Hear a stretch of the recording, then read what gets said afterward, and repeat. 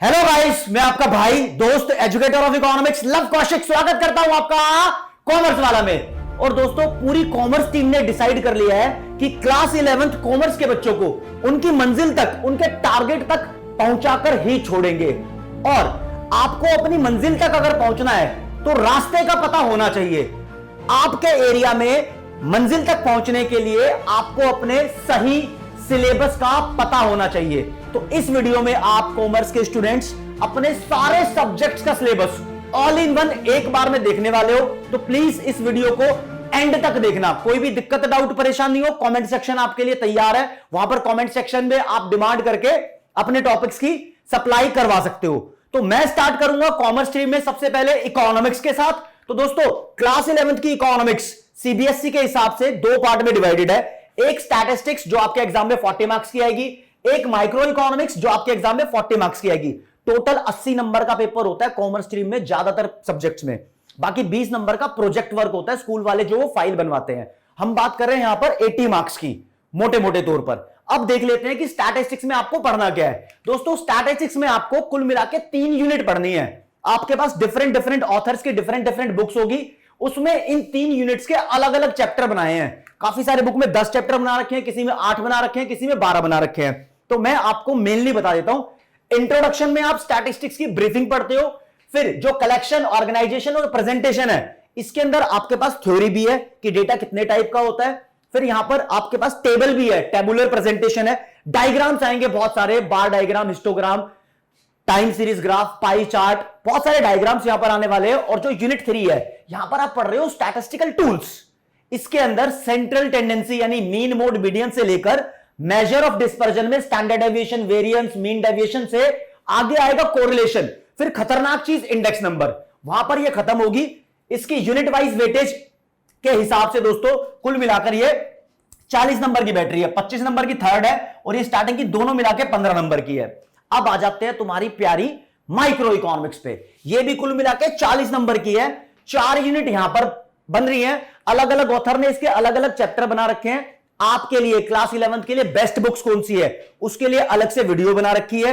Video का link भी आपको मिल जाएगा डिस्क्रिप्शन में। बेस्ट बुक्स की टेंशन मत लेना, हर एक सब्जेक्ट की बना रखी है। तो माइक्रो इकोनॉमिक्स में इंट्रोडक्शन, जहां पर आप central problem, production possibility curve, opportunity cost, scarcity पढ़ते हो, 4 नंबर की है। कंज्यूमर इक्विलिब्रियम एंड डिमांड, यहां पर आपकी 14 मार्क्स की है। Producer behaviour and supply 14 marks की है। फिर आप पढ़ते हो मार्केट के बारे में। प्यार से इस वाली यूनिट को मार्केट बोल दिया करो, इतना लंबा नाम पढ़ने की जरूरत नहीं है। ये 8 नंबर की है। अब यहां पर अलग अलग चैप्टर्स बनाए हुए हैं। कंज्यूमर बिहेवियर में यूटिलिटी का चैप्टर अलग है, कंज्यूमर इक्विलिब्रियम अलग है, थ्योरी ऑफ डिमांड अलग है, थ्योरी ऑफ सप्लाई अलग है। प्रोड्यूसर बिहेवियर में production function, cost, revenue, producer equilibrium, theory of supply, elasticity of supply अलग है। वो जैसे जैसे हम आपको पढ़ाते रहते हैं उस हिसाब से आप चैप्टर भी जान जाते हो। और ये इंडिया के सभी स्टूडेंट्स के लिए है, तो सबको पता है जो जो पर्टिकुलर राइटर की बुक वो फॉलो कर रहे हैं उसके अंदर किस हिसाब से चैप्टर आपको गिवन होंगे। कुल मिला के मामला 40 मार्क्स का है। अभी जो रीडिफाइंड एनसीईआरटी है उसके हिसाब से आप सारे टॉपिक्स कर सकते हो, कुछ भी डिलेटेड नहीं है। डिलेटेड वाली अगर आप बात जानना चाहो, पिछले साल और उससे पिछले साल की किताबों पे जाओगे तो कुछ डिलेटेड चीजों के चक्कर में फंसोगे। यहां फंसना नहीं है आपको बिल्कुल भी। तो यहाँ पे आप सभी को पता होगा कि एवरी ईयर सीबीएसई जो है क्लास 11th एंड 12th के लिए कुछ रिलेटेड पोर्शन और सिलेबस यहाँ पे अनाउंस करती है।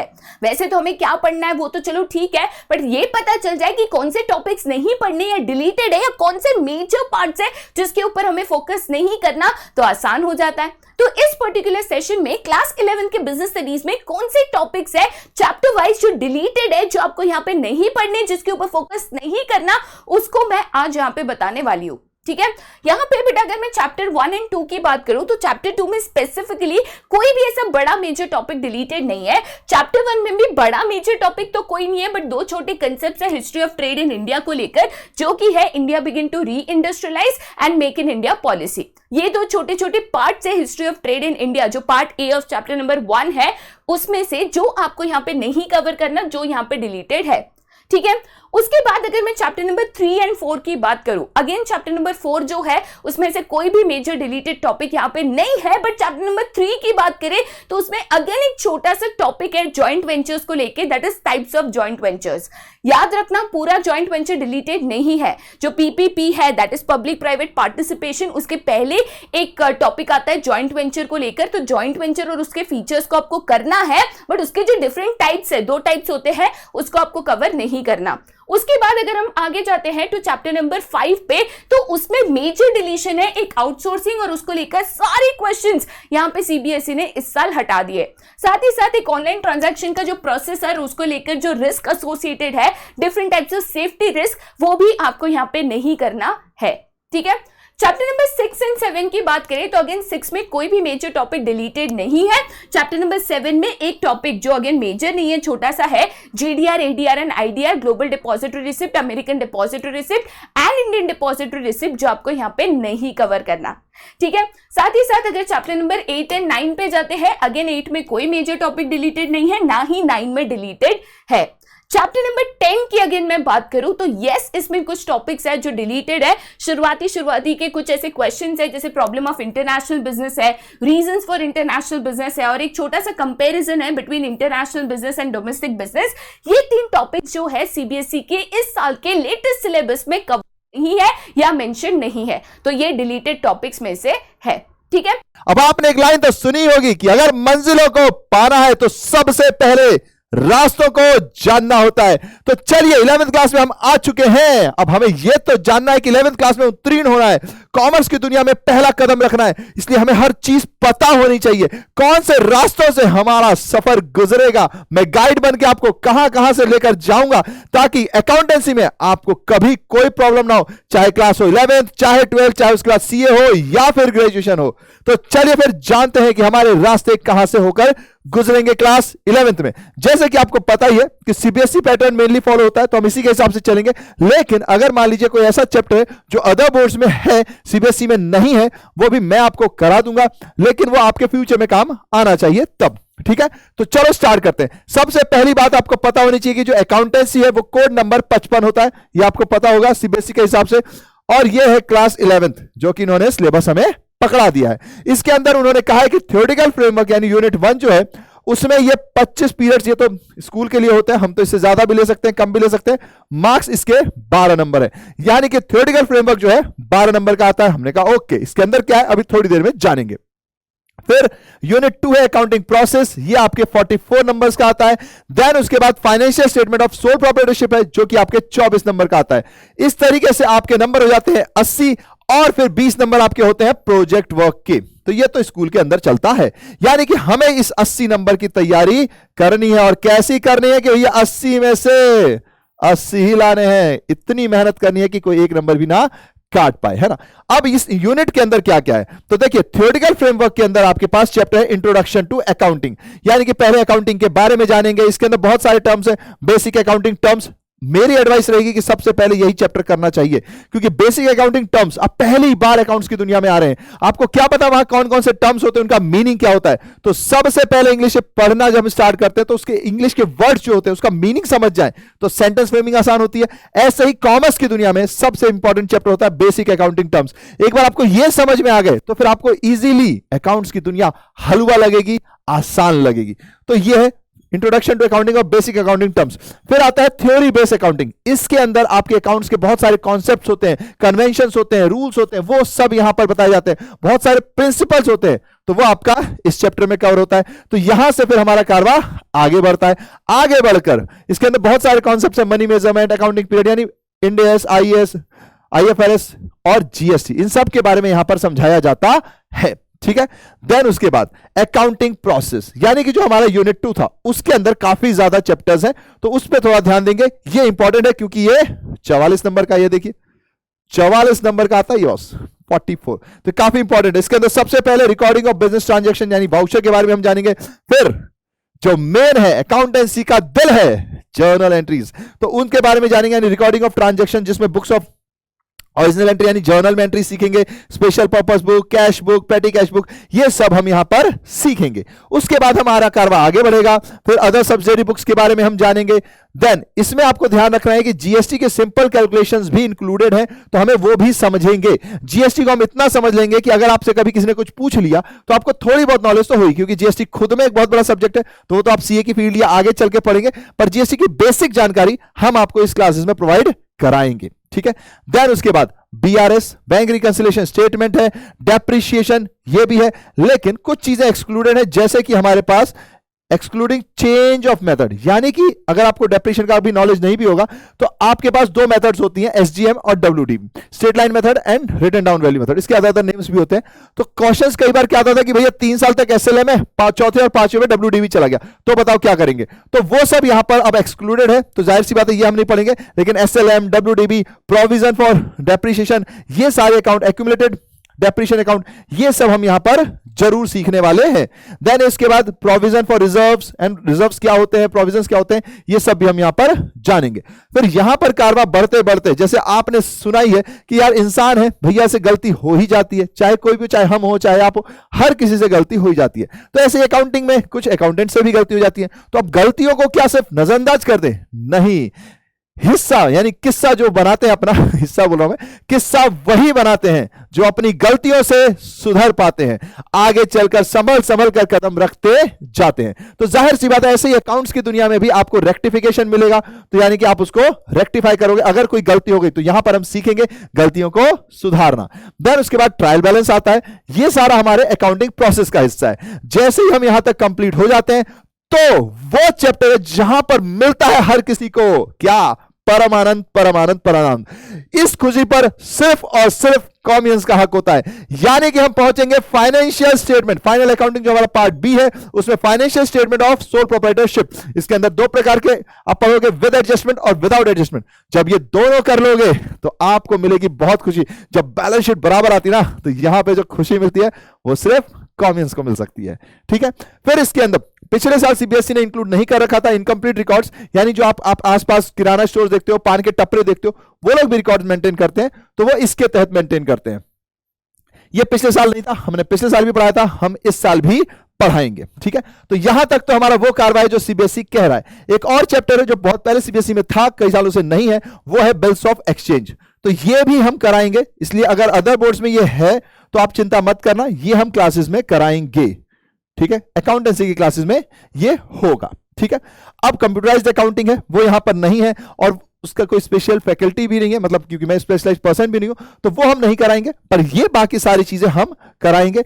अगर मान लीजिए कोई ऐसा क्वेश्चन है जो आपको लग रहा है कि यार हमारे बोर्ड में आता है, सीबीएसई में नहीं आता, वो भी हम करा देंगे, बट आप प्लीज उसको बता दीजिएगा जब भी उसका जब वो चैप्टर चल रहा होगा, ठीक है। तो ये है हमारा वो रास्ता जहां से गुजरकर हमारी ट्रेन यानी क्लास 11th की ट्रेन कंप्लीट होगी। पर मैं यकीन से कहता हूं कि अगर आपने इस सब को अच्छे से पढ़ लिया तो चाहे फिर क्लास 12th हो, उसके बाद ग्रेजुएशन हो या सीए हो या जो भी हो, वो हर जगह आपको अकाउंट्स में कभी प्रॉब्लम नहीं आएगी।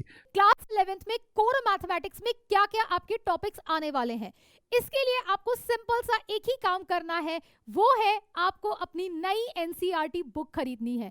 अगर एनसीईआरटी बुक नहीं खरीद रहे हैं तो आप प्लीज उसको ऑनलाइन जाके देख लीजिए। बस आपको कुछ नहीं करना है, आपको क्या करना है, सबसे पहले आपको लेना है न्यू एनसीईआरटी बुक। ये बुक अगर आपके हाथ में तो सारा काम यहीं पर हो जाएगा, क्योंकि इस बुक में आपका जो भी सिलेबस क्लास 11th में आपको सीबीएसई ने दिया है उसको काट छाट के बराबर से इन्होंने यहां पर इस बुक में डाल दी है। पुरानी बुक यूज करोगे तो हो जाएगी आपको प्रॉब्लम कि क्या आ रहा है क्या नहीं आ रहा है, बट नई बुक लोगे, नई बुक से देखोगे तो सारा टॉपिक सब कुछ आपको लाइन बाय लाइन काट वाट के सब कुछ दिया हुआ है। तो क्या क्या चैप्टर्स आ रहे हैं उसके बारे में देख लेते हैं कि आपका पहला चैप्टर है सेट, जो आ रहा है पूरी तरीके से, सारे all the 10 points are coming. फिर आपका सेकंड चैप्टर है रिलेशन एंड फंक्शन जिसमें हम सब कुछ पढ़ेंगे। फिर आता है आपका थर्ड चैप्टर ट्रिग्नोमेट्री जिसमें हम सब कुछ पढ़ेंगे। एंड आता है fourth chapter that is complex number and quadratic equation जिसमें हम इंट्रोडक्शन एंड कॉम्प्लेक्स नंबर के बारे में पढ़ेंगे। ठीक है, फिर आपका ये कॉम्प्लेक्स नंबर, ये सारी चीजें हैं। फिर आता है आपका linear equality that is fifth chapter, इसमें भी सब कुछ पढ़ेंगे। Sixth chapter permutation and combination में सब कुछ पढ़ेंगे। सेवेंथ चैप्टर आपका बाइनोमियल थ्योरम, इसको भी बहुत छोटा कर दिया लास्ट ईयर के कंपैरिजन में, तो इसको करेंगे। एट्थ आपका सीक्वेंस एंड सीरीज है, इसको भी सारा ही करेंगे। फिर आपका नाइन्थ चैप्टर आता है बेटा स्ट्रेट लाइंस, इसमें भी हम सारी चीजें करेंगे और इसमें लास्ट ईयर से कुछ 2 पॉइंट्स आपके हटा दिए गए। फिर 10th चैप्टर आता है आपका कोनिक सेक्शन जिसमें आपको ये सारी चीजें करना है। लास्ट आपका 11th आपका इंट्रोडक्शन टू 3 डायमेंशनल ज्योमेट्री, इसमें भी हम सब कुछ सारा चीज करेंगे। फिर आपका आता है 12th chapter that is limits and derivative, ये करेंगे। 13th chapter that is statistics, ये पूरा करेंगे। And 14th chapter that is probability करेंगे। तो लास्ट ईयर से आपका क्या हो गया, मैथमेटिकल इंडक्शन चैप्टर हटा दिया गया है पूरी तरीके से और ये 14 चैप्टर आपको प्रैक्टिस करने हैं। अब बारी है आपके सबसे फेवरेट सब्जेक्ट अप्लाइड मैथमेटिक्स की। तो अप्लाइड मैथमेटिक्स के लिए भी सीबीएसई ने इस साल अपडेटेड सिलेबस इशू करा है जो कि बिल्कुल आपके सामने है। तो अगर मैं पहले यूनिट वाइज बात करूं तो हमारे पास टोटल 8 यूनिट्स हैं। तो यानी कि आपका पूरा सिलेबस 8 यूनिट्स के अंदर है। ये सारी यूनिट्स के नाम आपको यहां लिखे हुए मिल जाएंगे विद देयर प्रॉपर मार्किंग कि सीबीएसई के अकॉर्डिंग आपके पास कौन सी यूनिट कितने मार्क्स की है।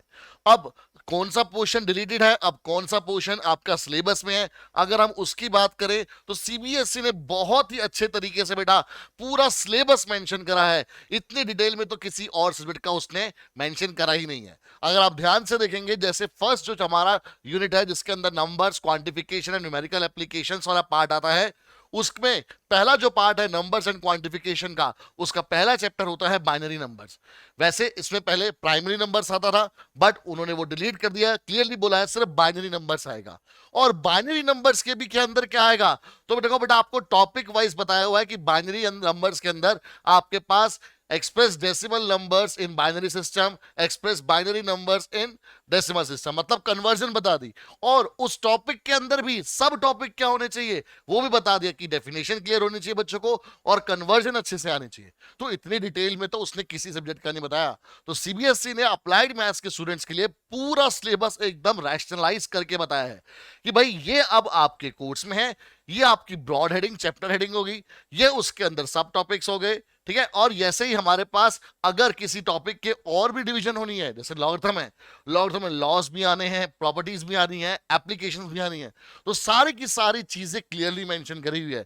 ऐसा सीबीएसई ने हर एक यूनिट के लिए, हर एक चैप्टर के लिए करा हुआ है। तो आपको बेटा कहीं और जाने की जरूरत नहीं है। आप चाहे किसी भी बुक को रेफर करो, चाहे आप एमएल अग्रवाल रेफर करो, चाहे आप आर डी शर्मा रेफर करो और चाहे आप सीबीएसई का सपोर्ट मटेरियल रेफर करो, आपने सिर्फ यहां से जो टॉपिक लिखे हुए हैं और इसके अंदर जो सब टॉपिक और टॉपिक हैं उन्हीं को ही आपने रेफर करना है, बस उन्हीं को ही आपने पढ़ना है, वही आपका सिलेबस है। जो टॉपिक, जो हेडिंग आपके सिलेबस में नहीं वो आपके कोर्स में नहीं, बस इतना याद रखना है। जो टॉपिक, जो हेडिंग सिलेबस में नहीं वो आपके कोर्स में नहीं, बस इतना करना है और जम के पढ़ना है, अच्छे से पढ़ना है। तो गाइस आपने देखा कि आपकी पूरी टीम ने, कॉमर्स वाला की टीम ने अपने अपने सब्जेक्ट का आपको सिलेबस बताया है।